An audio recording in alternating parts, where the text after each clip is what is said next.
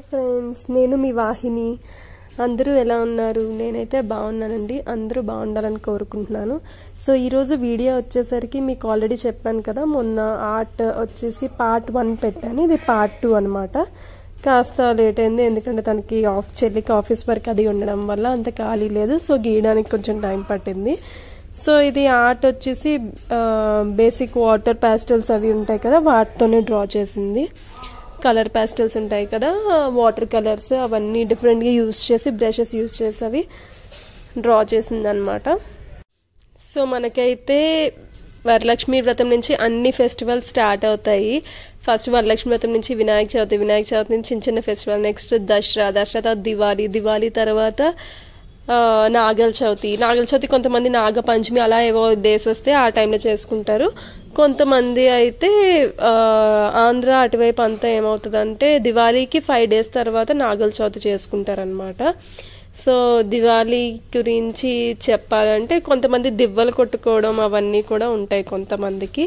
And whereas కొంతమందికి అయితే దివ్వలు కొట్టుకోవడం ఉండదు, మామూలుగా లక్ష్మీదేవి పూజ అవన్నీ చేసుకొని నెక్స్ట్ ఒత్తులు అవన్నీ వెలిగించుకుంటారు, ప్రమిదలు అవన్నీ సర్దుకొని ముగ్గులు వేసుకుంటారు, ఫ్లవర్ డెకరేషన్ చేసుకుంటారు. ఇప్పుడు చాలా మంది చాలా చక్కగా ఫ్లవర్ డెకరేషన్ ముగ్గులు కూడా చాలా చక్కగా, అంటే ట్రెండింగ్ గా ఆలోచించి పాతకాలపువే కాకుండా చాలా బాగా గీస్తున్నారు అనమాట. అసలు లేడీస్ చాలా డిఫరెంట్ థాట్స్ యూజ్ చేస్తున్నారు. బాటిల్లో ముగ్గేసి దాంతో డ్రా చేయడం అని నాకైతే చాలా ముచ్చటగా అనిపిస్తున్నాయి అవన్నీ చూసి.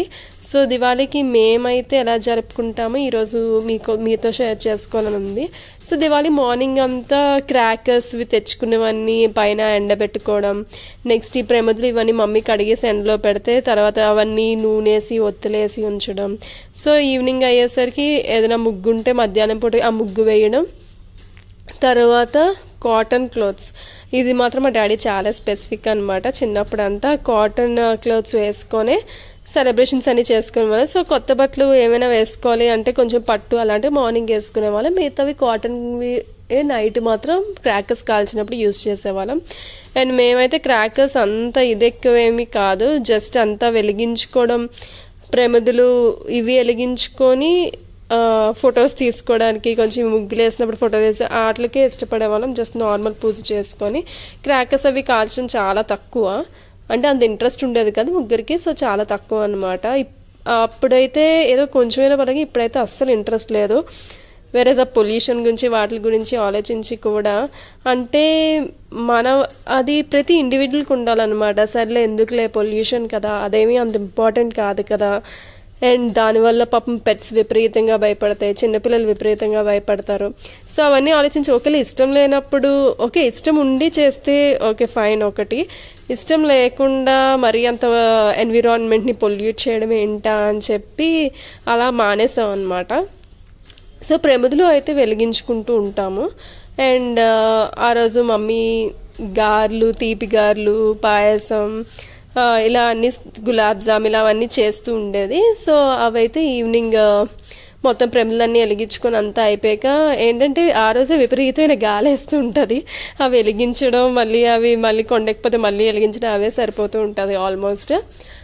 సో ఒకవేళ ఎవరైనా క్రాకర్స్ కాల్చినా సరే ప్రికాషన్స్ తీసుకోండి. అంటే ఆల్రెడీ ఒక డబ్బా పెట్టుకొని దాంట్లో వాటర్ ఫిల్ చేసుకొని, సో కాల్చిన వెంటనే అందులో వేసేసి అలా చూసుకోండి. అండ్ జాగ్రత్తగా ఉండండి, చిన్నపిల్లలు వాళ్ళు ఉన్నప్పుడు కూడా జాగ్రత్తగా చూసుకోండి.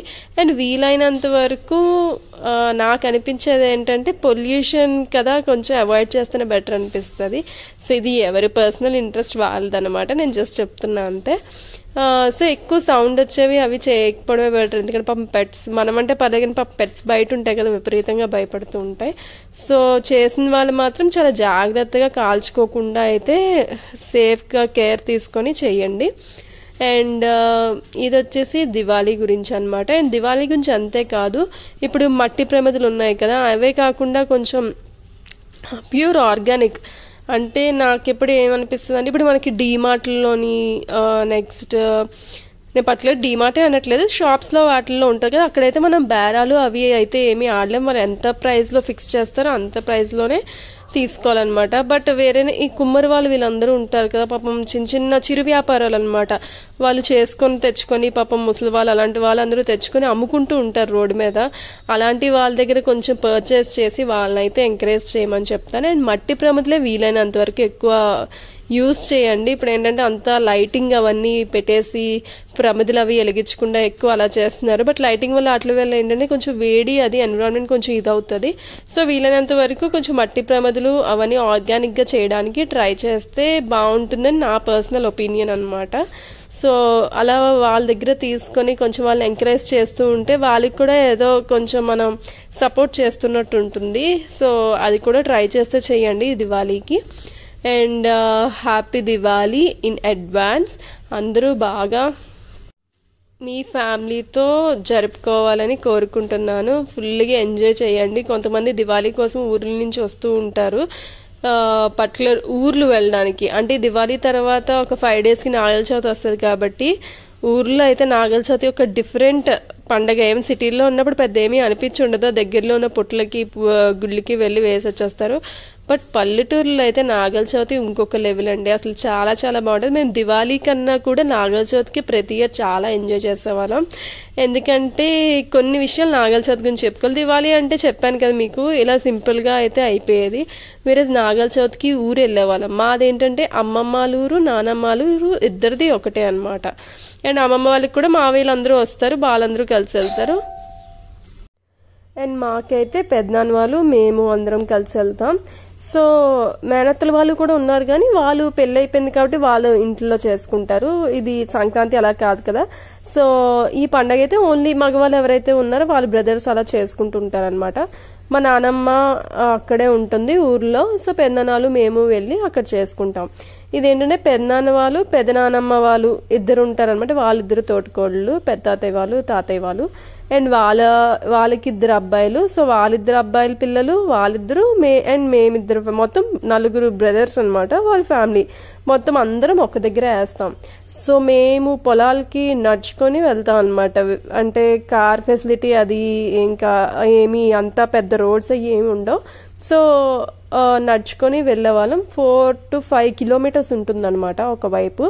సో నడుచుకొని అప్రాక్స్కి ఎంతమంది అవుతామంటే మేము అలాగా 17 members అనమాట. విత్ అప్పయ్యమ్మ నాన్నమ్మ దగ్గర ఒక ఆవిడ ఉండేవారు, ఆవిడ కూడా హెల్ప్ కోసం వచ్చేవారు. ఆవిడతో కలిపి టోటల్ అలా 18 members వెళ్ళేవాళ్ళం.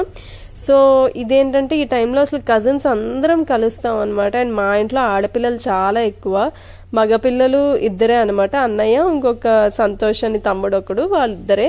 మిగతా వాళ్ళం అందరం ఆడపిల్లమే. అంటే ఆడపిల్లం ఎంతమంది, మేము 3, వేరే 7 members అనమాట మా జనరేషన్ లో. నెక్స్ట్ జనరేషన్ లో అయితే ఒక ఆడపిల్ల, మగ పిల్లలు 4 అనమాట.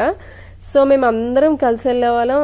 అండ్ నాగల చవితికి ముందు రోజు నైట్ ఊరు వచ్చేసేవాళ్ళం అనమాట. ఊరు వచ్చేసి నెక్స్ట్ రోజు అంతా రైతులు పాల క్యాన్ దగ్గరికి వెళ్ళి రైతులు పాలవి తీసుకొని వచ్చేవారు. నెక్స్ట్ ఈ చిన్న చిన్న చెరుకు ఇవన్నీ కూడా పెట్టాలి. మిగతావన్నీ నానమ్మ అరేంజ్ చేస్తూ ఉండేది. అండ్ కొబ్బరి పువ్వు ఇవన్నీ కూడా పుట్లో వేయడానికి అని తెస్తారనమాట. సో అవన్నీ కూడా అరేంజ్ చేసుకొని మమ్మీ వాళ్ళు ఇంకా పూజ చేసుకొని మూల దేవుడికి ఉపహారం అయ్యి పెట్టి అప్పుడు స్టార్ట్ అవుతాం అనమాట. సో నానమ్మ ఏంటంటే స్టార్టింగ్ లో నానమ్మ వచ్చేది మాతో, బట్ కొంచెం ఏజ్ అయ్యేసరికి చాలా దూరం కదా అని ఇంకా రావడం మానేసింది. అప్పయ్యం మాత్రం ఆల్మోస్ట్ చాలా ఇయర్స్ అప్పయ్యం అయితే మాతో పాటు వచ్చేదన్నమాట. సో ఇదంతా మమ్మీ వాళ్ళు చేస్తుండగా డాడీ మీన్వేల్ మా అందరికి బొట్లు పెట్టేవారు అనమాట. మాకు చెల్లి వాళ్ళకి అందరికి కలిపి నామాలు అవి పెట్టేవారు. సో ఈ నామాలు ఏంటంటే శుద్ధ మొక్క ఉంటది కదా, దాంతో చేతి మీద చేసి పెట్టి మధ్యలో బొట్టు పెడతారనమాట. సో గోవిందనామం ఉంటది కదా, గోవిందనామంలో పెడతారు. సో ఇవన్నీ పెట్టించుకొని అప్పుడు స్టార్ట్ అయ్యే వాళ్ళం. సో స్టార్ట్ అయ్యి కొంతమంది ముందు నడుస్తారు, కొంతమంది వెనక్కి నడుస్తారు, అలా లేట్ అవుతూ ఉంటది. సో డాడీ అయితే పాలు పట్టుకొని వెళ్ళేవారు, వెనకాల మమ్మీ వాళ్ళు పళ్ళాలు పట్టుకొని వచ్చేవారు. సో పిల్లలందరం కలిసి వెళ్ళాం అనమాట. ఇలా వెళ్ళినప్పుడు మధ్యలో చిన్న వాగులా కూడా వస్తుంది, అక్కడ వాటర్లో కాసేపు ఆడేవాళ్ళం. అలా ఆడుకుంటూ 4-5 kilometers వెళ్ళినప్పుడు చాలా హుషారుగా వెళ్ళేవాళ్ళం అనమాట. ఎందుకంటే అండ్ మార్నింగ్ పూట ఏమి తినేవాళ్ళం కూడా కాదు, పూజ అయ్యే వరకు. ఇది ఆల్మోస్ట్ అయ్యి మొత్తం ఇంటికి వచ్చేసరికి 1 అలాగా అయ్యేది. అంతవరకు కూడా ఏమి తినేవాళ్ళం కాదు. పుట్ల పాలేసే వరకు ఏం తినకూడదని జనరల్ గా అంటే, సో ఏం తినేవాళ్ళం కాదు పిల్లలం కూడా. అండ్ మా డాడీ వాళ్ళు ఏంటంటే 3 పుట్లలో పాలేస్తారు. 3 పుట్టలు ఏంటంటే అవి పెద్దనాన్న వాళ్ళవి డాడీ వాళ్ళు అందరివి కలిపి పొలాలన్నమాట. సో 3 దిబ్బలు ఉంటాయి. ఫస్ట్ నుంచి వాళ్ళ తాతల కాలం నుంచి అలా 3 దిబ్బల మీద పాలు వేయడం అలవాటు అయిందంట, ఉండేదంట. సో అందుకని అదే కంటిన్యూ చేశారు. సో వెళ్ళినప్పుడు 3 పుట్టలు వేసేవాళ్ళం. లాస్ట్ పుట్ట వచ్చేసరికి అసలు పిల్లం కదా, ప్రతి ఒక్కరికి విపరీతమైన ఆకలి వేస్తుంది. సో ఫాస్ట్గా వేసి అండ్ ఇంతమంది కాబట్టి ఆల్మోస్ట్ 17 మెంబర్స్ అంటే చిన్న విషయం కాదు కదా, అందరూ ఏజ్ వైజ్ వేయాలన్నమాట. సో ఎవరు పెద్ద ఎవరు చిన్న అన్ని తెలుస్తుంది అప్పుడు మాత్రం కరెక్ట్గా. సో ఏజ్ వైజ్ లైన్గా నించొని ఏజ్ వైజ్లో వేసేవాళ్ళం. అండ్ వెళ్ళినప్పుడు ఎంతైతే అందరం కలిసి హ్యాపీగా ఉత్సాహంగా వెళ్ళేవాళ్ళం. రిటర్న్ మాత్రం ఫుల్ ఆకలి కదా.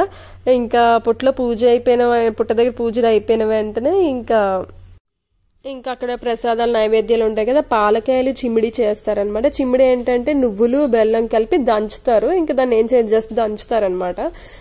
మిక్సీలో వేసాకన్నా దంచేదైతే విపరీతం టేస్ట్ ఉండేది. నాగల చవితి రోజు చిమ్మిడి అయితే అదొక సెపరేట్ టేస్ట్. ఆ టేస్ట్ మిగతా రోజులు ఎప్పుడు చిమ్మిడి చేసినా నాకైతే ఇప్పటి వరకు ఎప్పుడు అనిపించలేదు. అండ్ పాలకాయలు అవి కూడా కొంతమందికి ఉంటాయి, కొంతమందికి ఉండవు. ఉన్న వాళ్ళు చేసుకుంటారు పాలకాయలు అవి. సో ఇవన్నీ పుట్ట దగ్గర ఇంక ప్రసాదం ఆ నారింజ కొబ్బరి పువ్వు అవన్నీ తీసుకొని ఇంకెవరికి నచ్చినవి అవి తీసుకొని చేస్తే ఇంక రిటర్న్ వచ్చేవాళ్ళు. రిటర్న్ అయితే అందరం కలిసి రావడం అది ఏమి ఉండదు.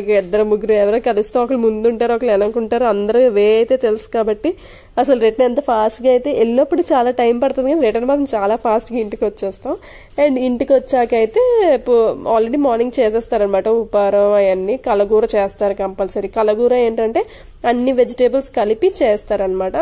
సో కలగూర, రైస్, పులిహోర చేస్తారు. నారింజకాయల టైంలో బాగుంటాయి. సో నారింజ పులిహోర అయితే చేస్తారనమాట. అండ్ ఏదో ఫ్రై చేస్తారు. ఇవి ఎక్కువ నానమ్మల ఇంట్లో. అండ్ పరవన్నం అయితే చేస్తారు. ఇవి నాగల చవితి ప్రతి సంవత్సరం ఉన్న డిషెస్ అయితే మ్యాక్సిమం ఇవే ఉంటాయి. కర్రీ ఏమైనా ఎక్స్ట్రా ఉండొచ్చేమో కానీ మ్యాక్సిమం ఇవే కర్రీస్ ఉంటాయి అనమాట.